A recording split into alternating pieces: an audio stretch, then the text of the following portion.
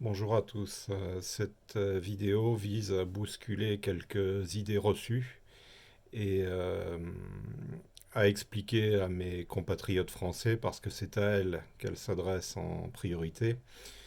Donc cette vidéo vise à expliquer à mes compatriotes français ce qu'est réellement l'islam, parce qu'ils n'ont de l'islam qu'une vision déformée par le prisme médiatique et alimenté par tous les préjugés et toutes les idées reçues. Donc on va s'efforcer ici de casser un peu ces idées reçues, très succinctement. Alors, l'idée reçue la plus répandue, c'est que l'islam est la religion des Arabes. C'est vrai que l'islam nous a été porté par les Nord-Africains, qui ne sont pas des Arabes, soit dit en passant. Ce sont essentiellement des populations berbères qui ont elles-mêmes été arabisées, mais ce ne sont pas des Arabes. Alors, il faut absolument se retirer cette idée de la tête. L'islam n'est pas du tout la religion des Arabes. Il faut savoir que le monde arabe est devenu infiniment minoritaire dans l'islam aujourd'hui et qu'il représente vraiment une infime, euh, une infime portion de ce qu'on appelle la Ummah, la communauté islamique. Ça, c'est la première idée reçue, hein. Donc l'islam n'est pas la religion des Arabes. L'islam, c'est une religion universelle. Et à ce titre, l'islam est parfaitement compatible avec les valeurs universalistes et humanistes de la France. Liberté, égalité, fraternité, ce sont des choses qui sont éminemment, profondément islamiques. Quand je dis islamique, je parle du vrai islam, du véritable islam, que les gens ne connaissent pas. Et c'est un petit peu le but de cette vidéo et puis des prochaines, que d'expliquer aux gens ce qu'est réellement l'islam. L'islam est universel, l'islam est profondément humain, l'islam est profondément fraternel, l'islam est profondément pacifique, contrairement à ce qu'on essaye de nous faire croire. Donc l'islam est parfaitement compatible avec l'esprit français, avec les valeurs françaises. Euh, L'islam ne s'oppose en rien au judaïsme ou au christianisme. La France est un pays de culture chrétienne. Euh, il ne vient pas s'opposer au christianisme. Bien au contraire. L'islam est la continuité et le prolongement de ce qu'on appelle les religions du livre. Et même il en est la synthèse, puisque l'islam est venu parachever, est venu sceller le monothéisme, ce qu'on appelle le monothéisme. Donc l'islam opère une synthèse totale donc des religions du livre. Il reconnaît tous les prophètes, les prophètes juifs, chrétiens, Abraham, qu'on appelle Ibrahim dans l'islam, Jésus, qu'on appelle Issa,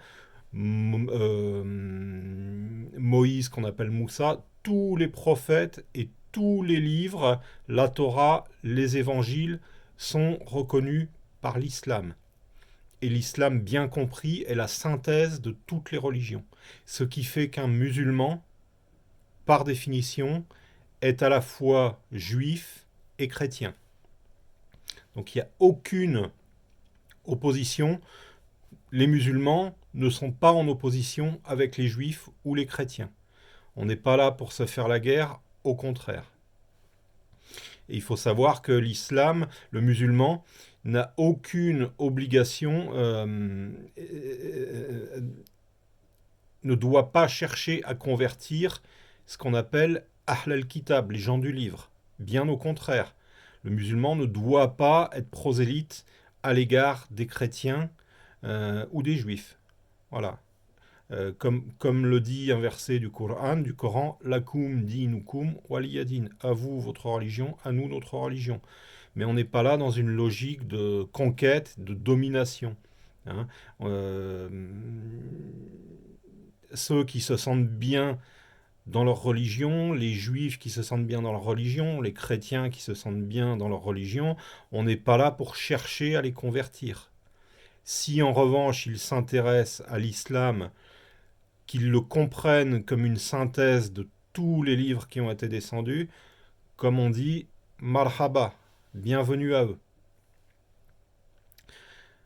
Voilà, mais on n'est pas dans une logique d'opposition, hein, et il n'y a rien de, comment dire, de contradictoire ou d'incompatible euh, entre toutes ces religions.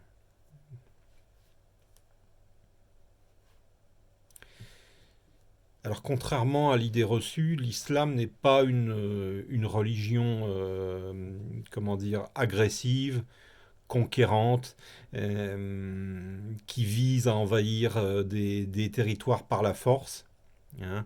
On n'est pas là pour islamiser le paysage, pour déguiser les gens en musulmans, pour mettre des minarets dans toutes les communes. C'est pas le but. Hein.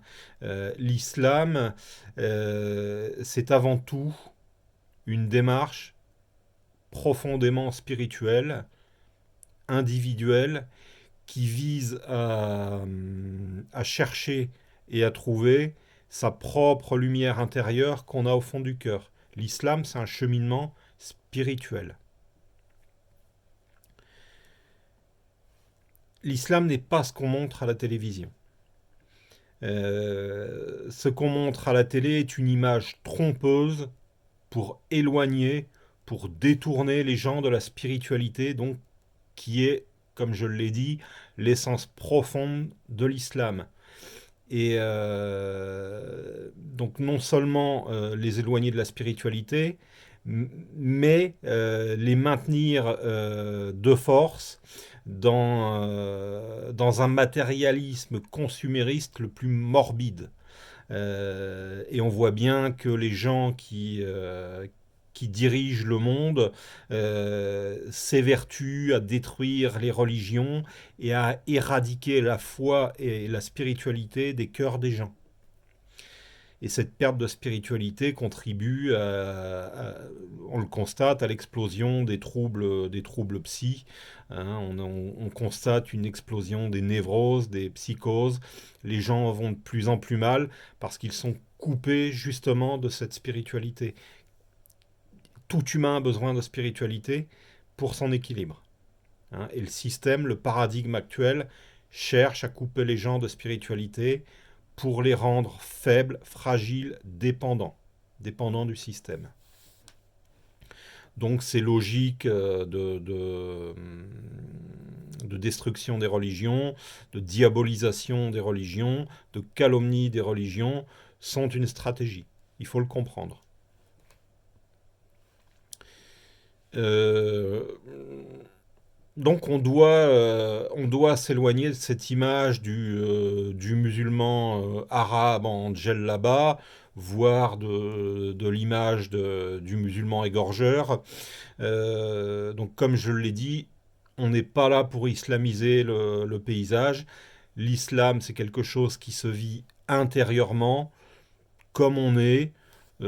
Si on aime bien se balader en jean, si on a l'habitude de se balader en jean, on reste comme on est, hein, comme as you are, comme le dit une célèbre pub. Euh, donc on n'est pas, l'islam n'implique pas, n'impose pas de bouleverser comme ça du jour au lendemain son mode de vie. Hein. Euh, Concernant tout ce qui est obligation, interdiction. Hein. Alors c'est vrai que quand on embrasse l'islam, il y a un certain nombre de règles à observer, qui est fait d'actes à accomplir, de rites, et qui est fait aussi d'interdits à respecter. Alors faut pas s'en faire une montagne. Hein. Euh, Déjà, tout ça, ça relève du libre arbitre. On s'y soumet de bonne grâce ou pas. Il n'y a pas d'obligation. Et surtout, on n'a aucun compte à rendre à qui que ce soit. Il s'est développé un islam un petit peu dur, coercitif, qui traque l'interdit, l'innovation. C'est pas le vrai islam. Le vrai islam, il va pas, comment dire, s'immiscer dans la vie des gens pour contrôler ce qu'ils font, pour voir s'ils font bien leurs prières, pour voir s'ils mangent pas du porc, etc., etc. Euh, Si l'un d'entre vous se convertit à l'islam, il n'y a pas un mec demain qui sera à côté de lui avec un calibre pour le surveiller et pour le forcer à faire sa prière ou pour l'empêcher de manger du cochon. C'est pas comme ça que ça se passe. C'est, Ce sont des choses qu'on choisit, qu'on décide d'appliquer euh, en conscience, sur la base de son libre arbitre. Hein. C'est c'est- c'est nous qui décidons, hein, de suivre ou pas ces règles, comment dire, de respecter ou pas ces interdits. Hein. Euh, et donc, de fait, ces choses-là, puisqu'on se dit, oh, moi, je pourrais pas me convertir à l'islam, moi, je pourrais pas, j'ai l'habitude de manger du cochon, je pourrais pas le faire. En fait, ça n'est insurmontable euh, que si on ne se soumet pas de bonne grâce. À partir du moment où on embrasse une religion et l'islam de bonne grâce, on se soumet de bonne grâce et de bonne volonté à ses règles, à ses obligations, à ses interdits, etc., etc. C'est une question que je me suis posée avant d'être musulman. Avant d'être musulman, je me disais, je pourrais jamais être musulman, moi. Alors, j'aimais bien manger ma petite rondelle de saucisson, et voilà. Du jour où je me suis converti à l'islam, parce que c'était une décision que j'avais prise volontairement et en conscience, spontanément, je me suis arrêté de manger du saucisson et des produits à base de porc, et ça m'a pas manqué, parce que c'était quelque chose de volontaire. C'est quelque chose que moi, j'avais décidé. Voilà, c'est tellement plus facile quand ça vient de nous. Hein. Alors, là où c'est gênant, c'est quand c'est imposé. Voilà, la contrainte est difficile à vivre. Mais à partir du moment où on est volontaire et on fait les choses de bonne grâce et sur la base de son libre arbitre, sans que personne nous y oblige, c'est beaucoup plus facile. Voilà globalement. Alors, que dire de plus?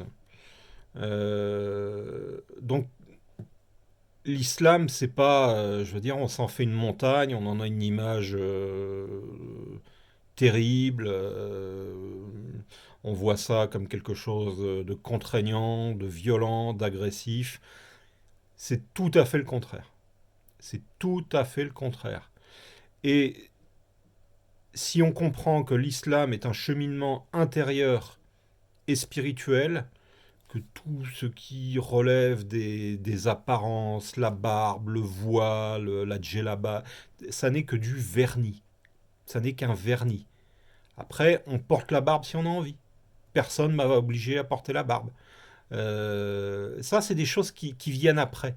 Quand on commence à s'installer dans l'islam, à bien le comprendre, à comprendre le pourquoi du comment, à comprendre pourquoi il y a ces règles, après, ça vient tout seul. Mais c'est pas la priorité. La priorité, c'est vraiment de comprendre que c'est un cheminement spirituel qui vise à chercher et à trouver la lumière qu'on a tous au fond du cœur et, in fine, à trouver la paix, la sérénité, à s'élever spirituellement, à planer au-dessus des choses, des difficultés, des soucis, etc., etc. C'est ça le but de l'islam. Il n'y a pas d'autre finalité. Donc, mes chers compatriotes français, si vous écoutez cette vidéo, euh, sachez que l'islam n'est pas si terrible que ça. Il ne faut pas en avoir peur. Jamais un musulman va vous forcer d'être musulman. Ça, c'est tout à fait contraire à l'esprit islamique. C'est même un interdit islamique. Un musulman ne peut pas vous forcer ni contraindre à devenir musulman, puisque l'islam, c'est quelque chose qui doit être volontaire. Hein, c'est le principe de la shahada, l'attestation de foi. Hein. J'atteste en mon âme et conscience que je crois en un Dieu unique, etc., etc. Mais même philosophiquement parlant, c'est une aberration. On ne peut pas forcer quelqu'un à croire à quelque chose. Donc un musulman ne vous forcera jamais à croire à, comment dire, à son dogme. Hein. Mais si au fond de vous il y a comment dire un attrait pour les choses de la spiritualité, euh, si les notions de paix, de fraternité vous parlent, intéressez-vous un petit peu à l'islam. Et vous verrez que c'est pas du tout, mais alors pas du tout ce que vous pensez. Et côtoyez des musulmans, des vrais musulmans. Les vrais musulmans, on les reconnaît. Ils sont zen, ils sont tranquilles, ils sont souriants, ils sont lumineux. Voilà. Si un musulman arrive avec un air hostile et sévère, avec du haram plein la bouche, c'est pas forcément celui-là qu'il faut écouter. Hein. La douceur, c'est quelque chose de primordial et de fondamental, et c'est une règle dans l'islam. Hein. Il y a un maître mot dans l'islam, dans le cheminement spirituel islamique, c'est l'amour. L'amour. Hein. Et c'est quelque chose qui n'est pas étranger aux chrétiens, hein, cette notion d'amour que portait si bien Jésus. Voilà. Donc, voilà, l'islam n'est pas si éloigné que ça de l'esprit français. C'est tout ce que j'avais à dire aujourd'hui. J'aurai peut-être l'occasion d'y revenir un peu plus tard.